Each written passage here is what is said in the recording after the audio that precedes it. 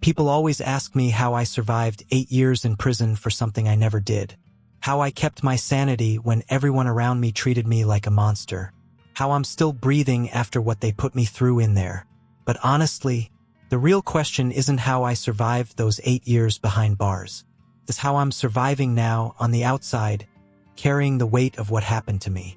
See, when you're wrongfully convicted, you think the nightmare ends when you walk out those prison doors. You think justice finally catching up means everything goes back to normal. But let me tell you something, that's when the real hell begins. Because now I'm free, but I'm not really free. I'm marked forever by something I never did, haunted by memories of what they did to me inside. And nobody, absolutely nobody, wants to hear the truth. This is my story. 8 years of my life stolen. 8 years of torture, humiliation, and fighting just to stay alive in a place where being innocent made me an even bigger target. And now, 3 years later, I'm still paying the price every single day. It all started on a Tuesday night in March 2014. I was 26, working double shifts at the auto parts warehouse to save up for a ring. Yeah, I was planning to propose to my girlfriend Rachel. We'd been together for 3 years, and I thought I had my whole life figured out. I was young, stupid, and believed that good things happen to good people. I remember that night so clearly it hurts. I'd just gotten off my second shift around midnight, dead tired but feeling good because I'd finally saved enough for the ring I'd been eyeing for months. I stopped at the gas station on 5th Street to grab some energy drinks for the drive home. I was working 16-hour days back then, and caffeine was basically keeping me alive. The place was practically empty. Just me, the clerk behind the bulletproof glass, and this sketchy-looking guy in a hoodie browsing the snack aisle. I grabbed my drinks, paid with my debit card, thank God for that receipt. It would become important later, and headed back to my beat-up Honda. That's when I heard the shouting. As I was getting into my car, I heard this woman screaming from the apartment complex across the street. Not the kind of scream you hear during a party or an argument. This was pure terror. The kind that makes your blood freeze and your stomach drop. I sat there for maybe 10 seconds, engine running, debating whether to mind my own business or do something. I should have driven away. God, I should have just driven away. But I didn't. I turned off the engine, got out, and walked toward the screaming. The apartment complex was one of those run-down places with external staircases and paper-thin walls. The screaming was coming from a second-floor unit, and as I got closer, I could hear a man's voice too, aggressive and threatening. I climbed those stairs, my heart pounding harder with each step. The door to apartment 2B was slightly open, and through the crack, I could see a woman on the floor, blood on her face, and a man standing over her with something in his hand. I should have called the cops first. I should have done a lot of things differently. But in that moment, all I could think about was that woman bleeding on the floor, and how I couldn't just stand there and do nothing. I pushed the door open and yelled, "Hey, get away from her." The guy spun around, and I got my first good look at him. Tall, thin, with these cold, dead eyes that I'll never forget. He had a knife in his hand, covered in blood. The woman on the floor was barely conscious, blood pooling around her head. "Mind your own business," he said, his voice calm as ice. "I'm calling the police," I said, reaching for my phone. That's when he lunged at me. I'd never been in a real fight before. Sure, I'd wrestled around with friends in high school, but this was different. This was life or death. He came at me with that knife, and I grabbed his wrist, trying to keep the blade away from my chest. We struggled, crashed into furniture, knocked over lamps. I remember the smell, sweat, blood, and something else I couldn't identify. I remember how strong he was, how his eyes never changed expression even as we fought. And I remember the exact moment when I managed to twist his wrist hard enough that he dropped the knife. It clattered across the floor, and for a split second, we both looked at it. Then he shoved me hard, and I stumbled backward. By the time I caught my balance, he was gone, jumped right out the window onto the fire escape and disappeared into the night. I rushed to the woman. She was in bad shape, barely breathing, blood everywhere.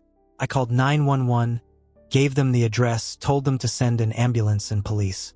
Then I tried to help her, pressing a towel against the worst of her wounds, talking to her, trying to keep her conscious until help arrived. The paramedics got there first, maybe 5 minutes later. They worked on her while I stood back, my hands shaking, adrenaline still pumping through my system. Then the cops showed up. That's when my nightmare began. See, the woman, her name was Lisa. I learned later she was unconscious. Couldn't tell them what happened. And when the police looked at the scene, they saw me, covered in her blood, standing over her body. They saw the knife on the floor with my fingerprints on it from where I'd grabbed the guy's wrist. They saw a break-in, a brutal attack, and me right in the middle of it all. The first cop who talked to me seemed reasonable. I told him exactly what happened, heard the screaming, came to help, fought with the real attacker, called for help. He took notes, asked for my contact information, told me I might need to come in for more questions later. But then the detectives showed up. Detective Morrison was a thick-set guy with gray hair and eyes that had already decided I was guilty before he even spoke to me. He looked at the scene, looked at me, and I could see the pieces clicking together in his head. But he was putting together the wrong puzzle. "So you just happened to be walking by when this happened?" he asked. "I was at the gas station across the street. I heard her screaming. And you decided to play hero?" I couldn't just ignore it. He nodded, but I could tell he didn't believe me. "We're gonna need you to come down to the station, answer some more questions." I should have asked for a lawyer right then. But I was innocent, and innocent people don't need lawyers, right? That's what I thought. That's what I believed. I thought the truth would protect me. I was wrong about everything. At the station, they put me in a small, windowless room that smelled like disinfectant and fear. Morrison and his partner, Detective Hayes, took turns questioning me for hours. The same questions over and over, looking for inconsistencies in my story. Why were you really there? What's your relationship with the victim? Have you ever seen her before? Why should we believe you? I told them the truth every single time, but the truth wasn't good enough. They had a victim in the hospital, fighting for her life. They had a suspect covered in her blood. And they had pressure from the community to solve the case quickly. Around 4 a.m, Morrison leaned back in his chair and smiled, the kind of smile that made my skin crawl. "Here's what I think happened," he said. "I think you've been watching this woman. I think you broke into her apartment to rape her, maybe rob her. I think she fought back, you lost control, and you nearly killed her. Then you called it in yourself to look like the hero. That's not what happened," I said, my voice cracking from exhaustion and fear. "Then why can't we find any evidence of this mysterious attacker? Why are your fingerprints on the weapon? Why was your blood at the scene?" My blood. I'd cut my hand during the struggle, a small gash on my palm that I barely noticed in the chaos. But to them, it was just more evidence of my guilt. They arrested me that morning, read me my rights, cuffed me, put me in the back of a police car like I was already convicted. The sun was coming up as we drove to the county jail, and I remember thinking this had to be a nightmare. That I'd wake up in my own bed, get ready for work, maybe call Rachel and tell her about the crazy dream I'd had. But I didn't wake up. This was real, and it was just the beginning of the worst 8 years of my life. The county jail was nothing like what you see in movies. It was worse. The smell hit me first, a mixture of industrial disinfectant, unwashed bodies, and something I can only describe as despair. It gets into your clothes, your hair, your skin. Even now, years later, sometimes I catch a whiff of that smell and I'm right back there, 26 years old and scared out of my mind. They processed me like I was already guilty. Mugshots, fingerprints, strip search, the whole humiliating routine. The guard doing my intake was this older guy with dead eyes who'd clearly done this thousands of times before. He looked at my paperwork and whistled low. "Attempted murder, huh? First time inside." I nodded, not trusting my voice. "Piece of advice, kid. Keep your head down. Don't talk to nobody about your case. And pray your lawyer's better than you look like you can afford." That's when it really hit me. I needed a lawyer. I called Rachel from the jail phone, my hands shaking so bad I could barely dial the numbers. When she picked up, I could hear the worry in her voice immediately. "Marcus?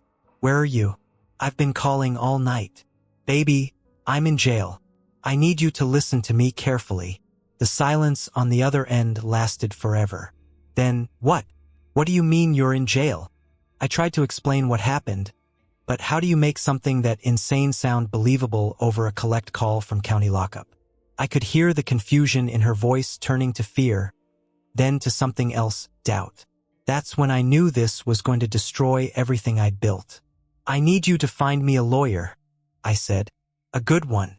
Use the money I've been saving for. I couldn't finish the sentence.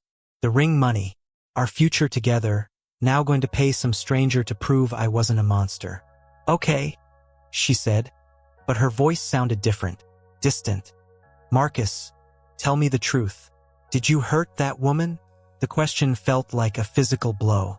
If Rachel, who'd known me for 3 years, who'd seen me cry at dog movies and refused to kill spiders in our apartment, if she could even ask that question. No, I said. God, no. You know me better than that. But did she? That phone call ended with promises to help, to find a lawyer, to figure this out together. But something had changed in her voice, and I knew it even then. The public defender they assigned me was named Kevin Walsh. Mid-40s, rumpled suit, tired eyes behind wire-rimmed glasses. He looked like a man who'd given up on justice a long time ago and was just going through the motions until retirement. Look, Marcus, he said during our first meeting in a small room that felt more like a closet. I'm not going to lie to you. This case is tough. Really tough. The evidence is mostly circumstantial, but there's a lot of it. He spread out photos from the crime scene on the metal table between us. Seeing Lisa's blood again, remembering that night, made my stomach turn. Your fingerprints are on the weapon. Your blood is at the scene. You were found with the victim. The prosecution is going to paint a very clear picture of what they think happened. But I told you what really happened, I said. There was another guy. He jumped out the window. Walsh nodded, but I could see he was just humoring me. The problem is, there's no evidence of this other person. No fingerprints, no DNA, no witnesses. The neighbors heard fighting, but they only saw you. What about the gas station? I have a receipt. I was buying energy drinks right before it happened.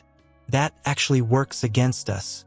The timestamp shows you were in the area right around the time of the attack. Prosecution will say you went from the gas station to her apartment. Every piece of evidence that should have proven my innocence somehow made me look more guilty. It was like the universe had conspired against me, twisting the truth into something unrecognizable. The worst part was watching people's faces when they talked about my case. Walsh, the guards, even other inmates. They all had this look, like they were talking to a predator, like I was something dangerous that needed to be contained. My first night in general population was terrifying. They put me in a cell with this guy named Tony who'd been in and out of the system for years. He took one look at my paperwork and shook his head. Attempted murder of a woman, he said. That's not gonna play well in here, college boy. I didn't do it, I said. Tony laughed, but there was no humor in it. Yeah, nobody in here did nothing, but that don't matter. What matters is what everyone thinks you did. He was right. Word spread fast about my case. In prison, there's a hierarchy, and people who hurt women are at the very bottom. Lower than snitches, lower than anyone. I learned that the hard way when I walked into the day room and conversations stopped. When I sat down to eat and people moved to other tables. When I tried to use the phones and got shoved aside. You the one who beat up that girl? This huge guy named Truck cornered me near the bathrooms my third day in. He had arms like tree trunks and scars across his knuckles. I didn't touch her, I said, trying to keep my voice steady. That's what they all say. He grabbed my shirt and slammed me against the wall. But see, my sister got beat up by her boyfriend last year. Put her in the hospital for 2 weeks. So I got a special place in my heart for guys like you. The beating wasn't as bad as it could have been. Other inmates pulled him off before he could really hurt me. But the message was clear. I was marked. Fair game. And this was just the beginning. Meanwhile, my case was falling apart on the outside. Lisa, the victim, had survived but suffered severe brain trauma. She couldn't remember anything about that night, not the attack, not her attacker, nothing. Without her testimony, the prosecution's case was entirely circumstantial, but Walsh didn't seem optimistic about that helping me. Juries convict on circumstantial evidence all the time, he explained during one of our brief meetings. Especially in cases like this. The prosecutor is good, and she's got a compelling story. Young woman, brutal attack, neighbor who heard screaming and found you covered in blood. What about fighting the charges? What about proving someone else was there? Walsh sighed and rubbed his temples. Marcus, I've got 43 other cases right now. The court has assigned me to defend people who shot cops, who killed their spouses, who molested children. You want the honest truth? Your case isn't my priority. Nobody's paying me extra to chase ghosts. That's when I realized I was truly alone. My public defender didn't believe me. The police had stopped investigating the moment they arrested me. And Rachel's visits became less frequent. At first, she came twice a week, bringing magazines and telling me about her job, trying to keep things normal. But I could see the strain wearing on her. Her friends were asking questions. Her family thought she was crazy for standing by me. The local news had picked up the story, and my mugshot was all over social media. People at work keep asking me about it, she said during what would be our last visit. My boss pulled me aside yesterday, said maybe I should take some time off until things settle down. I'm sorry, I said. I never wanted this to touch you. She was crying now, mascara running down her cheeks. I want to believe you, Marcus. I do. But everyone keeps asking me how well I really knew you. If there were signs I missed. And I keep thinking about that night you didn't come home, and how you never called. And I was in jail by then. I couldn't call. But before that, you were supposed to be home by 1, and you didn't get arrested until morning. Where were you those extra hours? I stared at her across the visiting room table, this woman I'd planned to marry, and realized she didn't know me at all. Or maybe she did know me, but fear and doubt and everyone else's opinions had poisoned that knowledge. I was being questioned at the police station, I said quietly. For hours. You can check with them. But it was too late. I could see it in her eyes. She'd already made her decision. The letter came 2 weeks later. She was sorry, but she couldn't do this anymore. She was moving back in with her parents. She'd put my stuff in storage and left the key with my landlord. She hoped I'd understand. I read that letter probably 100 times, sitting on my narrow bunk while Tony snored in the bed above me. Each time, it felt like losing her all over again. The ring I'd been saving for was probably still in evidence somewhere, tagged and cataloged like everything else from my old life. That's when the real darkness set in. When you lose everything, your freedom, your reputation, the person you love, you start to understand why some people just give up. Why they stop fighting, stop hoping, stop believing that things can get better. But I wasn't ready to give up yet. I still believed that somehow, someway, the truth would come out. I still thought justice meant something. I had no idea how much more I was about to lose. The trial lasted 6 days. 6 days that would decide the rest of my life, and I spent most of it watching my public defender fumble through a case he clearly hadn't prepared for. Walsh showed up late on the first day with coffee stains on his shirt and papers falling out of his briefcase. That should have told me everything I needed to know. The prosecutor was everything Walsh wasn't: sharp, prepared, and absolutely convinced she was putting away a dangerous criminal. Patricia Chun had been with the DA's office for 12 years and had never lost a case involving violence against women. She made that very clear during her opening statement. "Ladies and gentlemen of the jury," she said, her voice carrying across the courtroom like she was delivering a sermon. "This case is about a predator who targeted an innocent woman in her own home. The evidence will show that Marcus Thompson broke into Lisa Rodriguez's apartment with the intent to rob and sexually assault her. When she fought back, he beat her so savagely that she spent 3 weeks in a coma. I wanted to scream. I wanted to jump up and tell everyone she was lying, that she was describing someone else, some monster that had nothing to do with me. But Walsh had coached me to stay quiet, to show no emotion, to let him handle everything. Big mistake. The prosecution's case was methodical and devastating. They brought in the first responders who found me covered in Lisa's blood. They showed the jury photos of her injuries, her face so swollen and bruised she was barely recognizable as human. They had the forensics expert explain how my fingerprints ended up on the knife, how my blood got mixed with hers on the apartment floor. Every piece of evidence sounded damning when Chun presented it. She made me sound like a calculating predator who had stalked Lisa, learned her routine, waited for the perfect moment to strike. The fact that I'd been at the gas station across the street wasn't proof of my innocence. It was proof of premeditation. The defendant didn't just happen to be in the area. Chun told the jury during her closing argument. He was there because he'd been watching Ms. Rodriguez. He knew she worked late shifts at the diner. He knew she came home alone. He knew exactly when to strike. None of that was true, but it sounded true. It made sense in a way that my actual story, wrong place, wrong time, trying to help, didn't. Walsh's defense was pathetic. He called me to the stand, and I told my story exactly as it happened. But under Chen's cross-examination, I fell apart. She made every detail sound suspicious, every explanation sound like a lie. "So you heard screaming and decided to investigate?" she asked. "Yes. You didn't call the police first?" "No. I thought someone needed immediate help." "You thought you could handle an armed attacker better than trained law enforcement?" "I wasn't thinking clearly. I just reacted."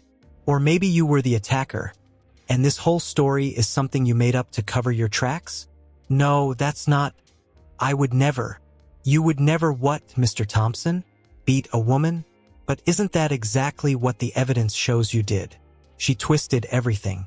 My decision to help became evidence of my guilt. My inability to describe the attacker in perfect detail became proof that he didn't exist.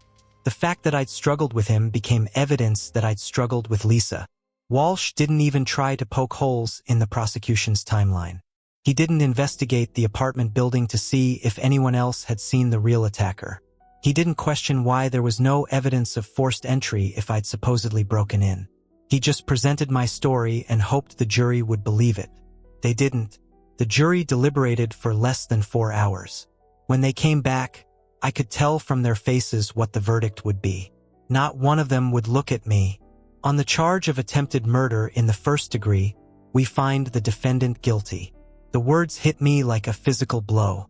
I felt Walsh's hand on my shoulder, heard someone in the gallery gasp, probably my mother, who had come to every day of the trial despite everything. But mostly I felt this crushing weight, like the air had been sucked out of the room and I was drowning. Sentencing came 2 weeks later. Lisa's family was there, her mother, her sister, her young nephew who kept staring at me like I was the boogeyman. They read victim impact statements about how I destroyed their lives, how Lisa would never be the same, how they lived in fear every day because of what I'd done to her. I wanted to tell them I was sorry for what happened to Lisa, that I wished I could have stopped the real attacker, that I understood their pain. But my lawyer had advised me to say nothing. Anything I said could be used against me in appeals, he claimed. So I sat there silent while they talked about the monster who had hurt their daughter, their sister, their family. The judge gave me 12 years. 12 years for a crime I didn't commit, for trying to help someone, for being in the wrong place at the wrong time. "Mr. Thompson," the judge said, looking down at me with disgust, "you have shown no remorse for your actions. You continue to maintain your innocence despite overwhelming evidence of your guilt. This makes you a danger to society, particularly to women. I hope you use your time in prison to reflect on what you've done and to find some measure of humanity." They led me away in shackles while cameras flashed and reporters shouted questions. The local news ran the story that night. Woman beater gets 12 years. The online comments were even worse. People calling for longer sentences, for vigilante justice, for things I can't even repeat. I got transferred to state prison a month later. If county jail was bad, state prison was hell on earth. It was bigger, more violent, and filled with people who had nothing left to lose. The guards were either corrupt or indifferent, and the inmates ran their own brutal system of justice. My reputation had preceded me. Within hours of arriving, everyone knew I was the guy who beat up a defenseless woman. In prison hierarchy, that made me lower than a child molester. At least child molesters had protective custody. I was thrown into general population with a target on my back. The first attack came on my 3rd day. I was in the shower, trying to wash the prison smell off my skin, when 3 guys cornered me. I recognized one of them, Carlos, who'd been at county jail when I was there. "Heard you like beating up women," he said, holding a shiv made from a toothbrush handle. "Let's see how you like getting beat up." They didn't just beat me. They carved the word rapist into my back with that makeshift knife. The letters were crude, jagged, meant to scar. When the guards found me bleeding on the shower floor 20 minutes later, they didn't seem particularly concerned about who had done it or why. "Probably a gang initiation thing," one of them said to his partner while the prison medic stitched me up with no anesthetic. "These animals will cut each other over anything." But it wasn't gang initiation. It was justice, prison style. Justice for a crime I didn't commit. The attacks continued. Someone put ground glass in my food. My cell got tossed regularly, my few possessions destroyed or stolen.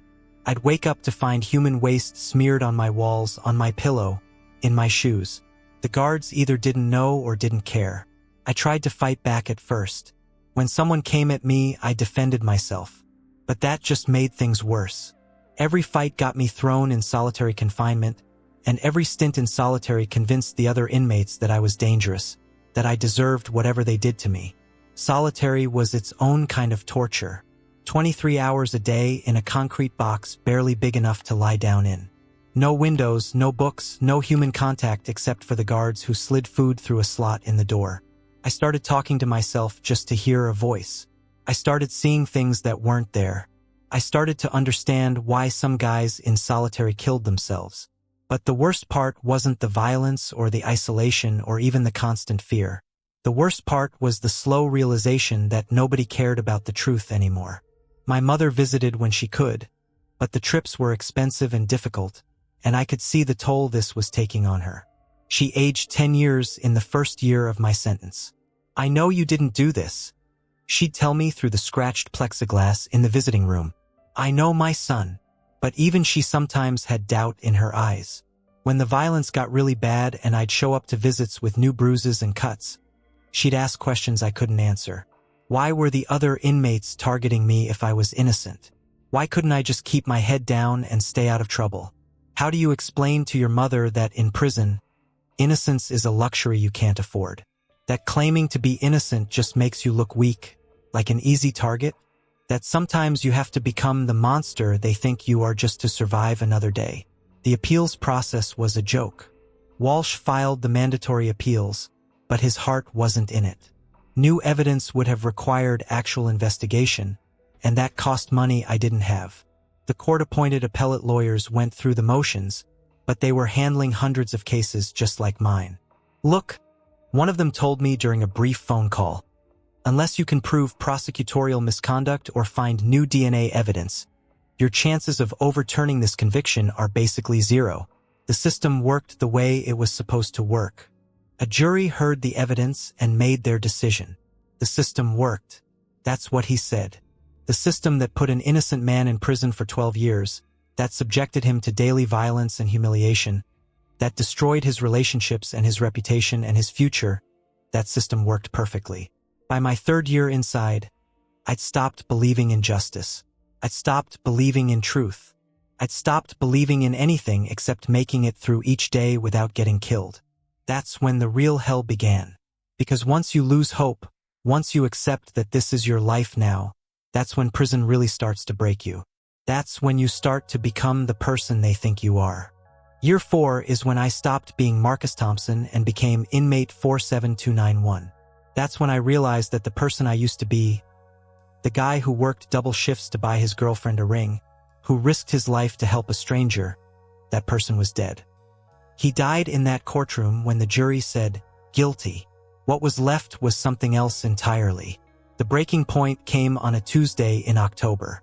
I remember because it was commissary day, and I'd been saving up for weeks to buy some decent soap and maybe a candy bar.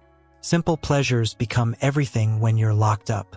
But when I got to my cell after work detail, everything I owned was destroyed. My pictures of Mom, my few books, the letters I'd kept from the outside world. All of it torn up and scattered across the floor like confetti. On my bunk was a note, "Dead rapist walking. I've been getting death threats for years. But this felt different. More organized. More serious. And when I looked around the cell block, I could see other inmates watching me with this anticipation, like they were waiting for a show to start. That night, they came for me. I was lying on my bunk, pretending to read a book that had half its pages ripped out, when I heard the footsteps. Multiple sets, moving quietly but purposefully down the corridor. The normal sounds of the block, guys talking, radios playing, the distant sound of guards laughing at their station. All of it had gone silent. When your life depends on recognizing danger, you develop instincts. Every muscle in my body tensed up, even before I saw the shadows gathering outside my cell. 6 of them, led by this psychopath named Vince who'd been gunning for me since I arrived. Vince was doing life for killing his wife and her lover, so he had nothing to lose and all the time in the world to make my life hell. Behind him were his crew, guys who owed him favors, guys who enjoyed violence, guys who saw beating up the woman killer as a public service. "Time to pay up, rapist," Vince said, his voice barely above a whisper. My cellmate, a small-time drug dealer named Pete, took one look at the situation and found somewhere else to be. I didn't blame him. You don't survive prison by playing hero for someone else. They didn't come into the cell right away. They wanted me to sweat, to beg, to show fear. For 3 years, I'd given them what they wanted. I'd cowered. I'd pleaded. I'd taken their beatings and hoped they'd eventually get bored and move on to easier targets. But something was different that night. Maybe it was finally understanding that no amount of cowering would save me. Maybe it was the realization that I'd rather die fighting than live another 4 years as everyone's punching bag. Or maybe I just reached the point where I had nothing left to lose. When Vince stepped into my cell, I didn't back down. I stood up, looked him in the eye, and said the words that changed everything. "You want some? Come and take it." The fight lasted maybe 30 seconds, but those 30 seconds rewrote the rules of my entire existence. Vince came at me expecting the same scared kid who'd been taking beatings for years. Instead, he found someone who'd been pushed past his breaking point, someone who'd decided that dying on his feet was better than living on his knees. I spent 3 years getting beaten up by experts. You learn things even when you don't want to. You learn where to hit to cause maximum damage. You learn how to use the confined space of a prison cell to your advantage. You learn that pure desperation can make up for a lot of missing skill. When the guards finally came, and they took their time getting there, Vince was unconscious on the floor with a broken nose and 3 cracked ribs. 2 of his crew were down, and the other 3 had decided they had pressing business elsewhere. I was standing over Vince's body, his blood on my knuckles, feeling more alive than I had in years. They threw me in solitary for 6 months. 6 months of concrete walls and fluorescent lights and my own thoughts. But something had changed. Word spread through the prison about what had happened in my cell. The scared kid who used to get his food stolen and his cell trashed was gone. In his place was someone the other inmates had to think twice about messing with. When I got out of solitary, I found a very different world waiting for me. Guys who used to spit on me now nodded respectfully when I walked by. My cell wasn't getting tossed anymore. Nobody was putting glass in my food or shit on my pillow. But the real change was inside me. I could feel it, like a poison spreading through my veins. The violence that night hadn't just saved my life. It had awakened something dark and hungry that I didn't know existed. I started working out obsessively. Prison gyms are different from the ones on the outside. They're about function, not aesthetics. Heavy weights, basic movements, building the kind of strength that keeps you alive. I spent hours every day lifting, running, doing push-ups and pull-ups until my muscles screamed for mercy. The physical transformation was dramatic, but the mental one was even more profound. I stopped caring about appeals, stopped hoping for justice, stopped believing that being a good person mattered in any meaningful way. All that mattered was power, respect, and survival. I joined up with a group of guys who offered protection in exchange for loyalty. Nothing too organized, prison gangs were heavily monitored, but an understanding that we'd watch each other's backs. My reputation from the Vince fight made me a valuable addition to their crew. That's when I learned how the real prison economy worked. Everything was for sale: drugs, weapons, protection, information. Guards looked the other way for the right price. Violence was just another form of currency, and I'd proven I was willing to spend it. I became the enforcer for our little group. When someone owed money they couldn't pay, I collected. When someone disrespected one of our guys, I made sure they understood their mistake. When new inmates came in acting tough, I was the one who taught them the hierarchy. The first time I really hurt someone, really hurt them, not just self-defense, was about 6 months after the Vince incident. This young kid, maybe 19, had gotten himself into debt with some bad people. He tried to run to the guards, tried to get transferred, but there's no running from your problems in prison. Look, I told him when I cornered him in the laundry room, you owe money. Simple as that. You can pay it or I can collect it from you in other ways. He started crying, begging, telling me about his family, his sick mother, how he'd made a mistake and just wanted to serve his time quietly. 3 years earlier, I would have felt sorry for him. I would have seen myself in his terror. But that Marcus was dead. I broke his arm in 2 places. Clean breaks.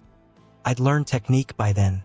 Enough to send the message, not enough to permanently disable him. Just business. The kid paid his debt the next week. Word spread that our crew wasn't to be messed with. My reputation grew, and with each act of violence, each moment of brutality, I felt the last pieces of my old self dying. The guards knew what I'd become, but they didn't care. In some ways, they preferred it. Better to have controllable violence than random chaos.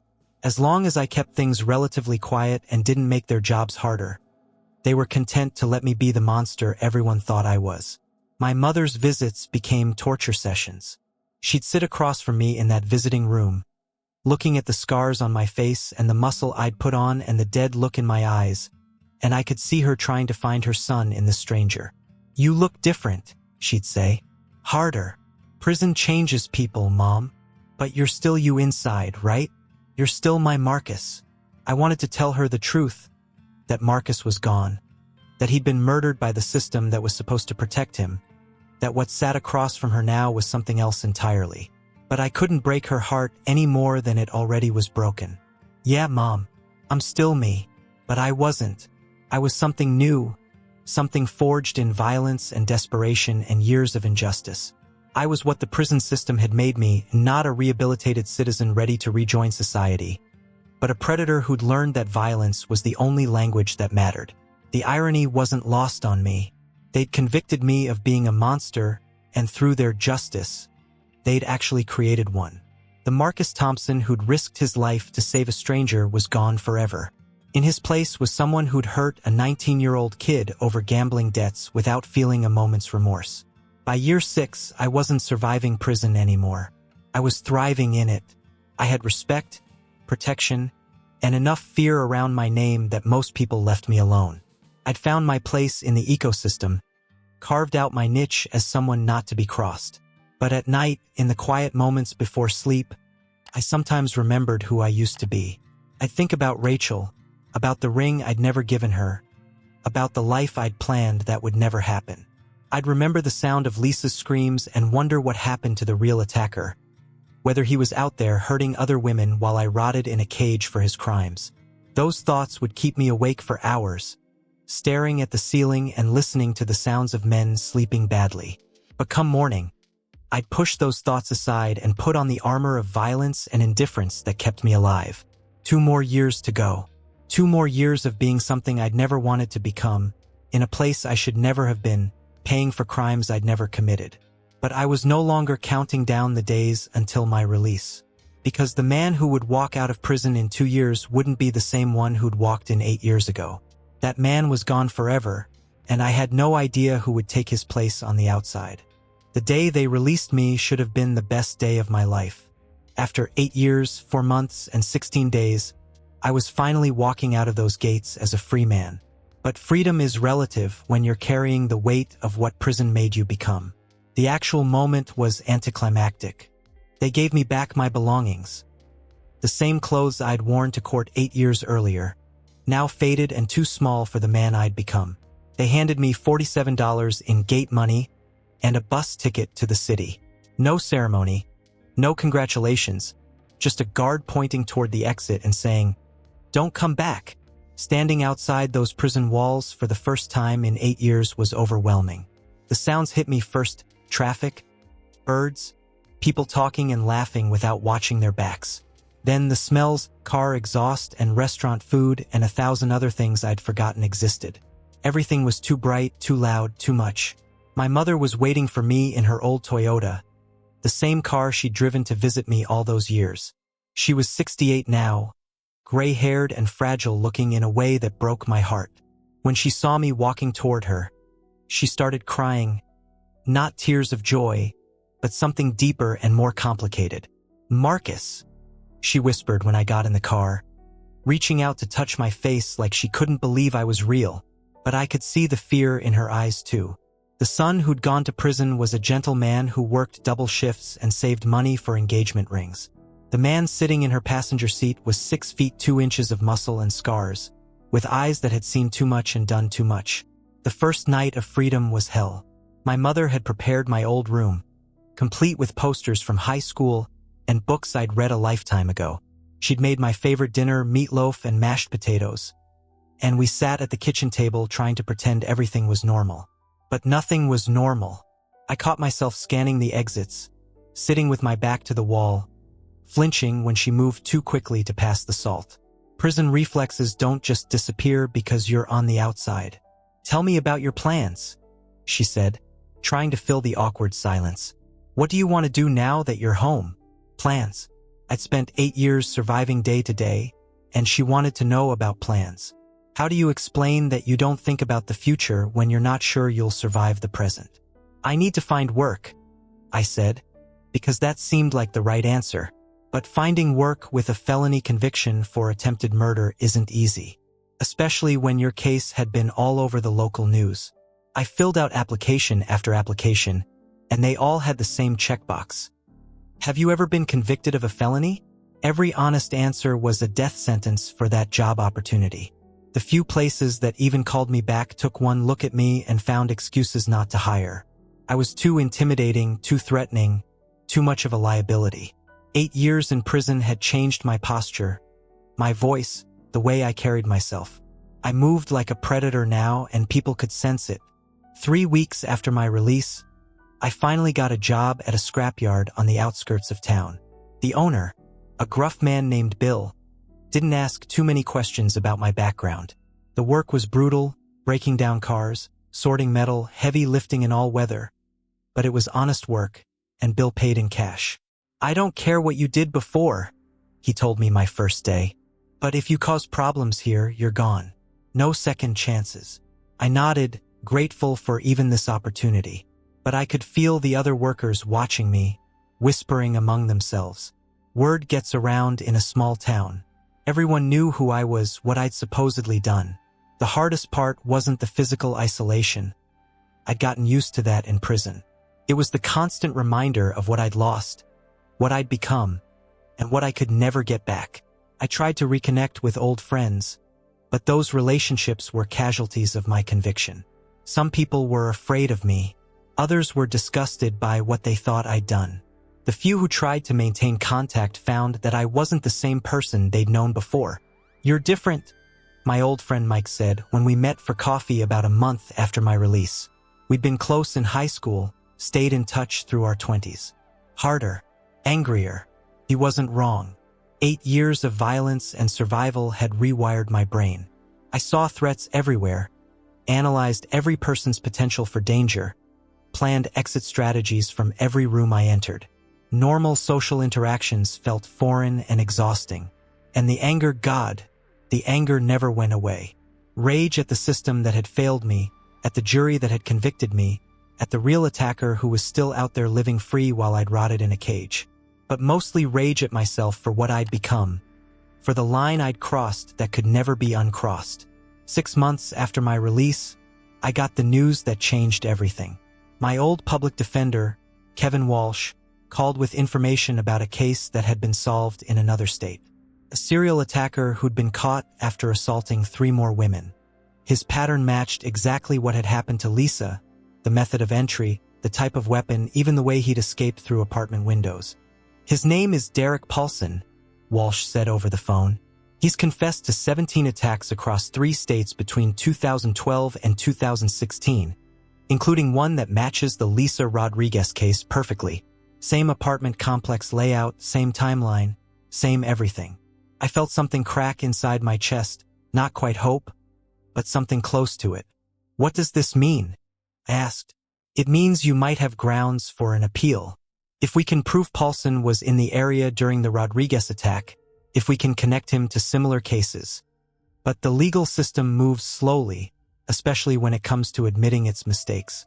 Even with new evidence, even with a confession from the real attacker, my exoneration would take years of court battles, appeals, and bureaucratic processes. And in the meantime, I was still a convicted felon, still marked by the system, still carrying the weight of 8 years of injustice and what it had done to my soul. The psychological evaluation was the worst part of the appeals process. Some court-appointed psychiatrist asking me about my time in prison, my mental state, my adjustment to society. How do you explain to someone who's never lived it what 8 years of systematic dehumanization does to a person? Tell me about the violence, he said, reviewing my prison records. Multiple incidents, several serious injuries inflicted on other inmates. Do you feel remorse for these actions? Remorse. He wanted to know if I felt bad about breaking the arm of a 19-year-old kid over gambling debts. If I regretted becoming the enforcer for a prison crew. If I was sorry for turning into exactly the kind of monster they'd said I was all along. The honest answer was complicated. I regretted the circumstances that had forced me to become violent. I regretted that survival had required me to hurt people. But remorse for the specific acts, that was harder to find. Those acts had kept me alive, had earned me the respect and fear necessary to survive 8 years in hell. I did what I had to do, I told him. But do you understand that those actions were wrong? Wrong, right, good, evil. Prison had taught me that those concepts were luxuries for people who didn't have to fight for their lives every day. The only morality that mattered was survival. 2 years after my release, the legal breakthrough finally came. DNA evidence from Derek Paulson's other crimes matched trace evidence from Lisa's apartment that had been overlooked during the original investigation. Combined with his confession and the pattern of similar attacks, it was enough to overturn my conviction. The day the judge declared me officially exonerated should have been a celebration. The prosecutor who'd put me away stood up in court and formally apologized for the tragic mistake. The newspapers ran stories about the wrongfully convicted man finally cleared. My mother cried tears of joy and relief. But standing in that courtroom, listening to official apologies and legal explanations, I felt nothing. No joy, no relief, no sense of justice finally being served. Just emptiness where those emotions should have been. Because here's what they don't tell you about wrongful conviction. The damage doesn't get undone when the truth comes out. The 8 years don't get given back. The person you were before doesn't resurrect himself from the grave. The violence you committed, the man you became, the darkness you embraced, none of that disappears with an official apology. I got a settlement from the state, money that was supposed to compensate for 8 years of stolen life. It was a substantial amount, enough to never worry about finances again. But no amount of money can buy back your innocence, your relationships, your faith in justice and human decency. 3 years later, I'm still struggling with what they call reintegration. I live alone in a small house outside the city, working jobs that don't require much human interaction. I've tried therapy, support groups, anger management classes. Some days are better than others. The nightmares never stopped. Most nights, I'm back in that cell, listening for footsteps in the corridor, ready to fight for my life. I wake up in a cold sweat, checking locks and exits, my heart pounding with adrenaline that has nowhere to go. I can't maintain relationships. The few women who've tried to get close to me eventually realize that I'm broken in ways that can't be fixed. I'm hypervigilant, suspicious, prone to angry outbursts when I feel cornered or threatened. I've been shaped by violence for so long that peace feels unnatural, dangerous, like a trap waiting to be sprung. Lisa, the woman I tried to save, the woman whose blood sent me to prison, reached out to me after my exoneration. She wanted to meet, to apologize for what her case had cost me. But I couldn't do it. What would I say to her? That trying to save her life had destroyed mine? That the real attacker had gone free while I'd paid the price for his crimes?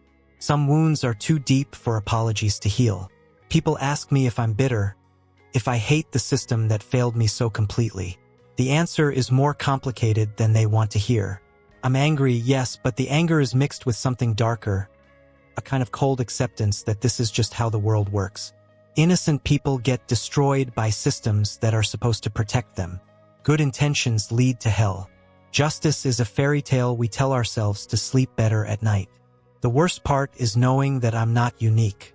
Right now, there are hundreds of innocent people sitting in prison cells, being brutalized and dehumanized for crimes they didn't commit. Some of them will be exonerated eventually. Others will die behind bars, taking their innocence to the grave.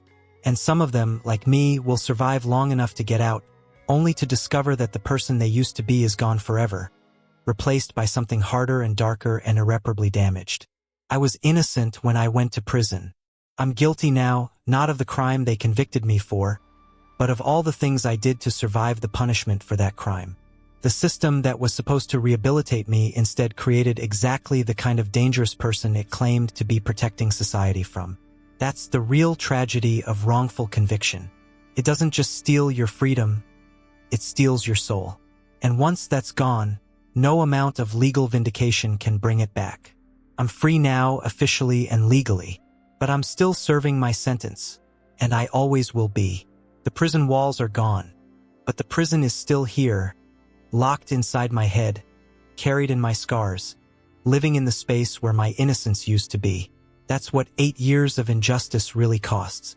Not just time, everything that makes you human.